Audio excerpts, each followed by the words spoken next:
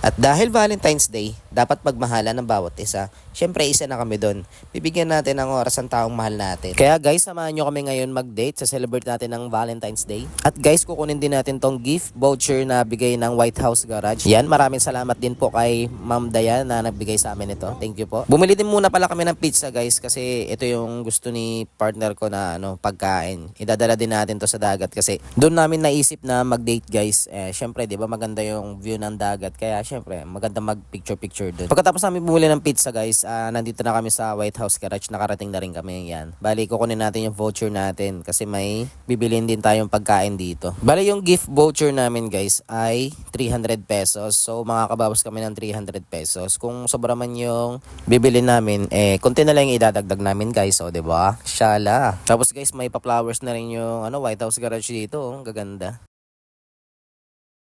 Siyempre guys, pipili tayo ng pwede natin maidala sa dagat. Yung, alam mo na, yung masasarap syempre. Yung saktuan lang ba yung pagkain? Kasi baka hindi namin maubos eh. Kahit anong pagkain yan, kahit konti lang, basta magkasama kami dun sa puntahan namin, masaya na ako dun. Tapos guys, may nagustuhan nga pala si girlfriend ko dito ng bulaklak. Ayan. Pinapapili ko siya kung ano yung gusto niya at yan yung napili niya. Madami naman magaganda dito.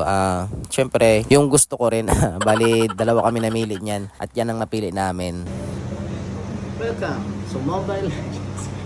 Okay guys, pagkatapos namin mag-order ng kung ano-ano mga pagkain, ayan, naglaro kami dito ng Jenga blocks. Syempre, hustler ako dito, wala makakatalo dito. Hindi niya naman kaya yung mga ginagalawang kong technique dito. Hindi niya alam pro na ako dito, kaya hindi niya kaya niyang talunin yung masterpiece. Ayan, kaya talo siya dyan.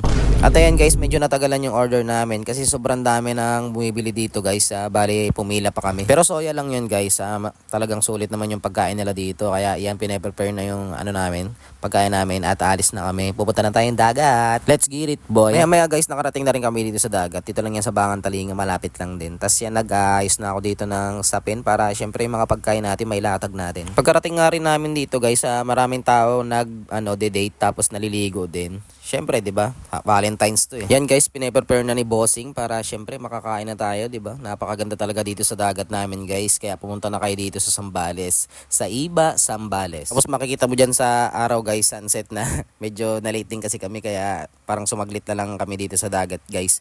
Pero ang dami pa rin talagang tao. Ayan na rin pala yung mga nabili namin pagkain, guys. Yan, napakasarap yung mga yan. Kain na ako guys. Ngayon, kakain kami ng pizza. Happy Valentine's to all.